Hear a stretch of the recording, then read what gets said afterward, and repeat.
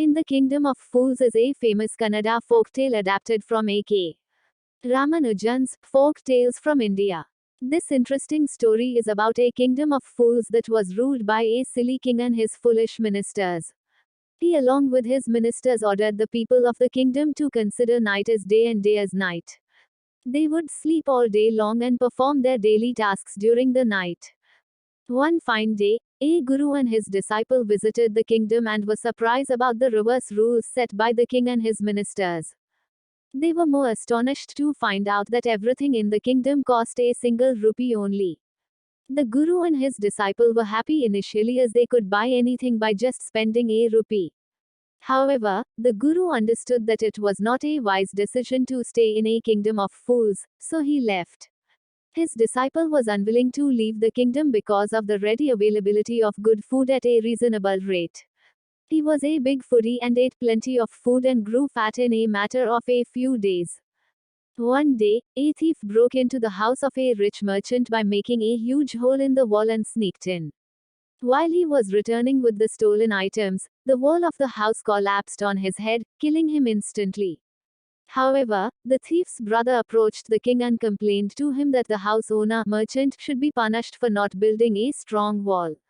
The king immediately summoned the merchant to his court. When the merchant arrived, he blamed the bricklayer for building a weak wall. The bricklayer, an old man, was called to the king's court and pleaded with the king to punish the dancing girl for distracting his attention from work as she went to and fro that street all day wearing jingling anklets. The dancing girl, who had become old, now blamed the goldsmith as he had delayed his work and made her walk up and down that street several times. Soon, the goldsmith was brought into the king's court, who said that he was busy attending a rich merchant's orders that time due to some wedding rituals in his family. It was, therefore, ruled out that this merchant was the same house owner whose wall had collapsed on the burglar. The merchant pleaded that his father was the one who ordered the jewelry and he was dead already. But the king decided to punish the merchant for his father's deeds. A new stake was ordered to proceed with the execution. However, the merchant was extremely thin to fit the execution stake. So, the king ordered to search for a fat man to fit the stake. The king's men searched the entire kingdom and found the disciple as an ideal fit for the stake.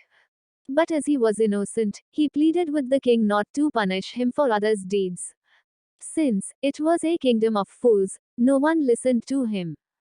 Waiting for his execution, the disciple then remembered his guru's words and requested him to help him.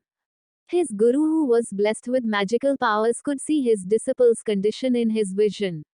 At once, he arrived to save his disciple. He quietly whispered some words in his disciple's ears. Then, he requested the king to punish him instead of his disciple. However, when the disciple heard this, he requested the king to put the stake on him as he was brought there for execution first.